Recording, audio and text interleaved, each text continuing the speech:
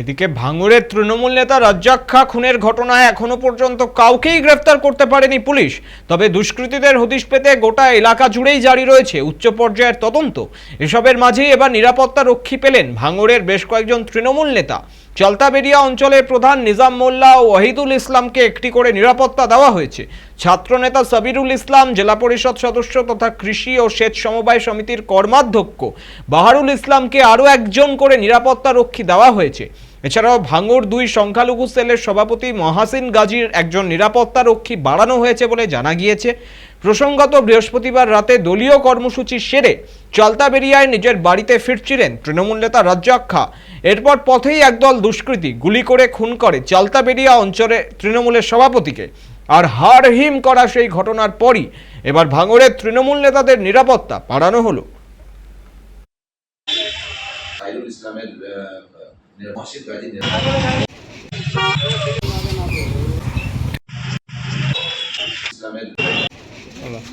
দেখুন, আমাদের দুর্ঘটনার আশঙ্কা আমরা জানি যে ভাঙড়ে যেভাবে আইএসএফ অশান্তি, অরাজকতা, বিশৃঙ্খলা করছে এবং মৃত্যু নিয়ে যেভাবে রাজনীতি করছে, জীবন নিয়ে রাজনীতি করছে, জীবন কেড়ে নিচ্ছে, মায়ের কোল খালি করে দিচ্ছে, বাচ্চাদের বাবাহারা করে দিচ্ছে, অনাথ করে দিচ্ছে। তো সেই জায়গায় আমরা যারা তৃণমূল কংগ্রেস করি এবং এই আইএসএফের যে সন্ত্রাসবাদীদের বিরুদ্ধে যারা লড়াই করি, আমরা বিশ্বাস করি বেলা যখন বাড়ি থেকে বেরোই আমরা এটাই আশঙ্কা করি যে রাত্রিবেলা বাড়িতে ফিরতে পারবো কিনা। তো সেই জায়গায় এভাবে আমাদের একটা তরতাজা প্রাণ, আমাদের একটা ভাই, আমাদের একটা সতীর্থ আজকে চলে গেল রাজ্জাক।